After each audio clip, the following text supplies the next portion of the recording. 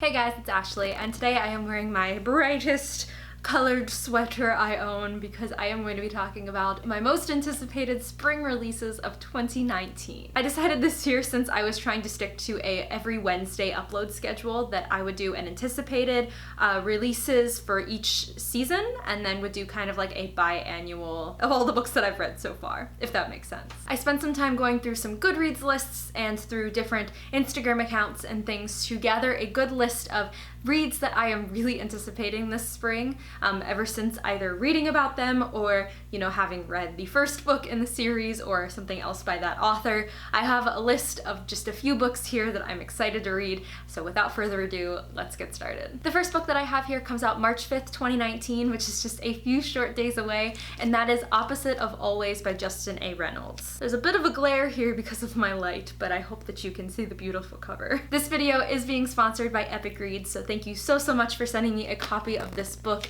It sounds absolutely gut-wrenching, but also really good, and I'm very excited to read it. If you don't know anything about this book or haven't heard of it, let me go ahead and tell you a little bit about it. So we follow this boy named Jack who has almost been everything. He's almost been valedictorian, he almost made varsity, he almost got the girl, until one night at a party he meets this girl named Kate, and they start talking, and he really finds that he's falling for her, and it doesn't help when he introduces her to his friends, and they really like her, and everything seems to be going really well. Until suddenly Kate dies, and Jack is suddenly sent back in time to the very first day and time that he spoke to her. So he thinks, if I have a chance to prevent Kate's death, I'm going to take it. So he does everything that he can to prevent her from dying, only to find out that his actions have consequences and somebody else that's close to him ends up dying instead. So he has to figure out what he's willing to do and what he's willing to let go to save the people that he loves. Just from that synopsis right there, this book sounds absolutely gut-wrenching and just really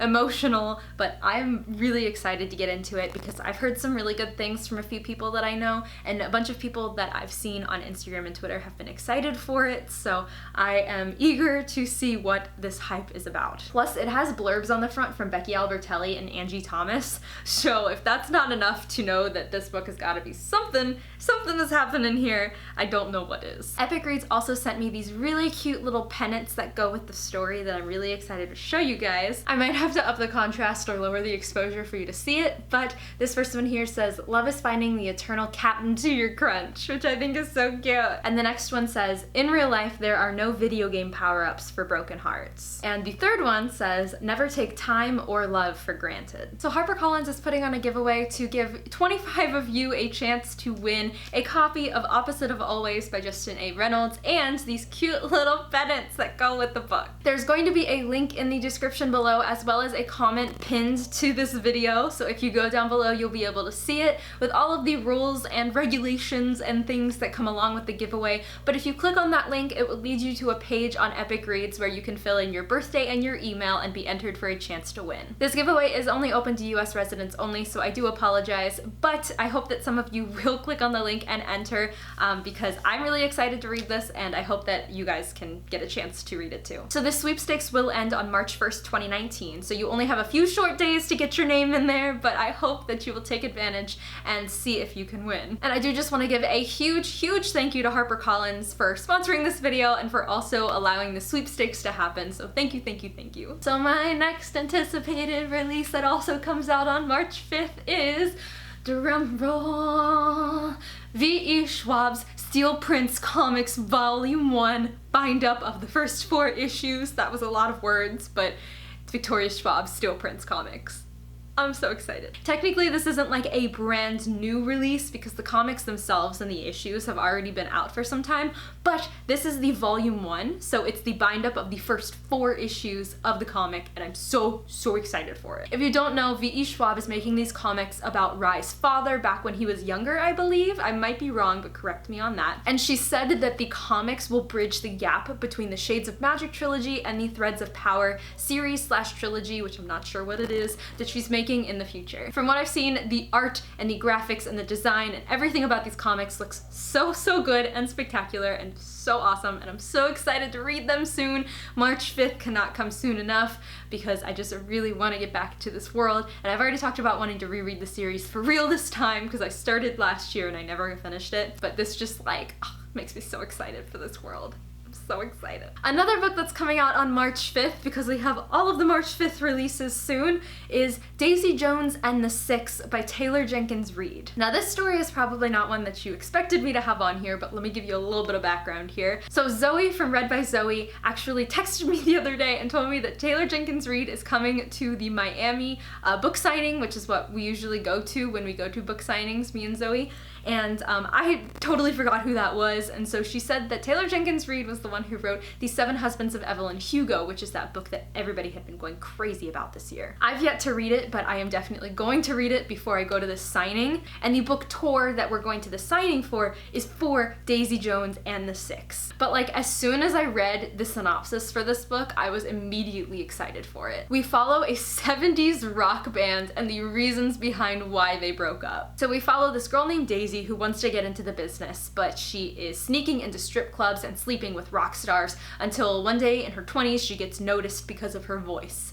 And so she becomes sort of big, I guess. And then we also follow this band called The Six, whose leader, Billy, just found out that his girlfriend is pregnant, and so in the midst of trying to figure out what he's doing with his life and his fatherhood that he's about to get into, he goes on a wild journey on his road tour.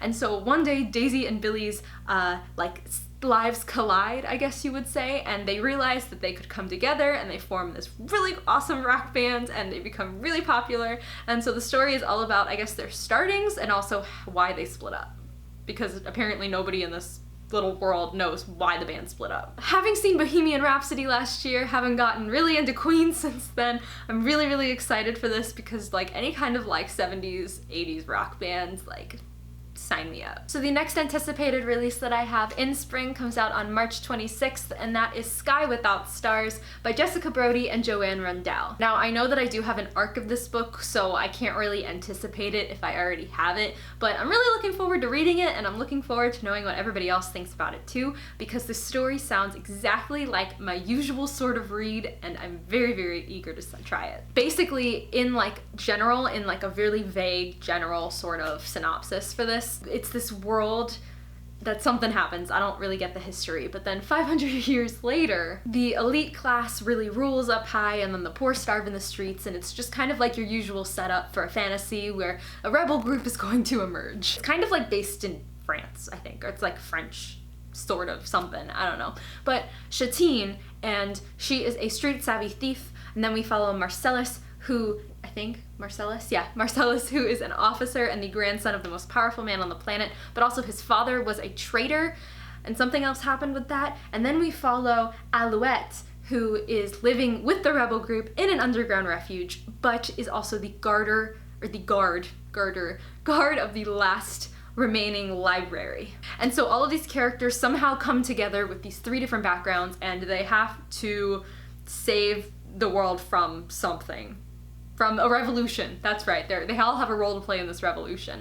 So this book sounds really, really good. It's a really big story. I'm very excited to read it. I think I talked about that one really eagerly in my book haul too that I recently did, so I couldn't have one of these lists without a Cassandra Clare book on here, and so April 9th is the very anticipated release of The Red Scrolls of Magic by Cassandra Clare and Wesley Chu, which follows Magnus and Alec as they are going on vacation in Paris and then end up having to save the world from something. Initially, when this story was announced, I was very, very excited for it, and then as the years went on, or however long it's taken for this to come out has went on, and I've read different stories and read different things in the Dark Artifices and whatnot, I became less and less interested, if I'm being honest with you. It had just been a while since I read anything with Magnus and Alec in it, and it wasn't that I was not interested in reading it anymore, because as soon as it came out I knew that I would read it. It was just that it wasn't so high on my anticipated releases at the moment because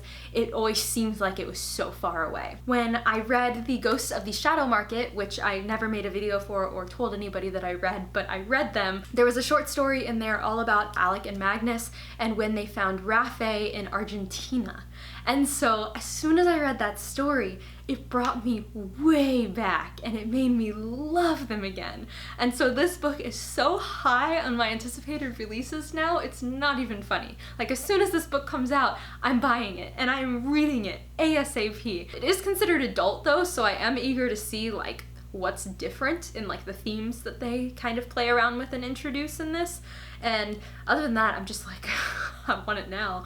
I want it now. What's that song? It's like, I want it all. I want it now. Is that a song? No, probably my most anticipated release of anything, anywhere right now this whole year, even the Chains of Gold or shit, Last Hours or whatever it's called from Cassandra Clare, even beyond that, my most anticipated release this year is Aurora Rising by Jay Kristoff and Amy Kaufman. If you guys have not realized by the number of Illuminae related videos I have on my channel how excited I am for this, who are you? Where have you been? I even emailed Penguin to see if I could get an arc of this, and they never emailed back, so that was great. No, I'm just so excited for this, because not only does this synopsis sound so amazing, but just knowing that it's being written by the two authors who wrote that amazing trilogy, I'm just so excited for it. You have no idea. Let me tell you a little bit about it. The year is 2038, okay? And we follow this kid named Tyler Jones who with his classmates have just graduated from the Aurora Academy and are getting ready to go out on their first missions. And so Tyler Jones, because of his boneheaded heroism, gets put with the dregs of the academy, as he likes to call them. And then it kind of goes on to list like who they are and what they're doing. And basically the whole story revolves around them on their first mission, and this kid Tyler ends up rescuing this girl named Aurora from the interdimensional space. And she's been in cryosleep for 2 centuries, and they're like, who the hell are you? And then it finds out she's like this catalyst to this war, and all of this shit's about to go down. So the story reminds me so much of Six of Crows, because we have this kind of ragtag group of people who are on this mission, but then also has that Illuminae quality of like space, sci-fi, yes, in it. So I'm so excited to see what this actually entails. But I'm really excited for this. Like, never been more excited for anything. That's probably a lie, but I can feel that way as of now. So this next book comes out on May 7th as well, and I wasn't going to put this on the list at first, but then I read it and I thought about it, and I thought about the book that I had read by this author before, and I was like, you know what? I'm gonna do it. So this one is With the Fire on High by Elizabeth Acevedo. You guys know how much I loved The Poet X and how much I raved about The Poet X, and yet I haven't read anything else by Elizabeth Acevedo for some reason. I think that she wrote Blanca and Rosa last year, I think, possibly. I thought she wrote something else as well. I don't even remember, but this story is coming out this year, and I am excited to read it because it honestly kind of reminds me of The Princess and the Frog a little bit, which I love that Disney movie, so I'm excited. Basically, we follow this girl who gets pregnant in her freshman year of high school or college? I think it's college. They don't really specify in the synopsis, but I'm going to say that it's college. She dreams of becoming a chef after she graduates, but she's kind of thinking that that's impossible because she has to take care of her family and her abuela. But when she starts cooking and when she starts making these foods, just her talent just kind of runs wild and escapes from her, and she finds her happy place. And so this is, I feel like, going to be a very like emotional story about her finding her place in this world between what her family wants and what she wants for herself. And I feel like that's something that this theme that Elizabeth Acevedo has like explored a lot, and I really like it. So I'm very excited to read this. Plus, like I said, the Princess and the Frog theme, because like Tiana wanted to open her own restaurant, and granted, all of this stuff happens that was not as hard as becoming pregnant and taking care of her family, but she had to figure out how to make the prince not into a frog, which was a journey in and of itself, and then she got her restaurant. So I'm just hoping that this book ends in a way that would make her very happy. I went off on like a really weird tangent, but y'all know what I mean. And so the final book that I have on my anticipated spring releases, and I didn't say this before, but I'm talking about between March and May. So March, April, and May are the months that I'm talking about right now. My last book on this list is Kingsbane by Claire Legrand. I have Furyborn and I have yet to read it, and this is the second book to Furyborn, but I'm thinking when this book comes out, I'll read Furyborn and then I'll go into this one immediately, because I've heard really good things about this from multiple people, including Ashley from Ashley Outpage. And I feel like we tend to like the same kind of fantasy books, so I'm eager to see what this is all about. Instead of telling you guys what the second book is about, I'm gonna tell you guys a little bit about what the first book is about because I don't want to spoil anything. So the story kind of revolves around these two queens who are living millennia apart. Or I guess the synopsis doesn't really tell you that they're both queens, but like I'm just assuming that the second one is, because I don't know what the second one would be otherwise. So we follow this one girl whose best friend or friend has been taken by assassins, and so she has to prove herself as the Sun Queen by surviving these elemental trials to get him back. And millennia later, there's another girl who is a bounty hunter, and her mother suddenly vanishes, and so she works together with this rebel captain to try to find her mom and also discover some of the evil secrets that the Empire has been keeping.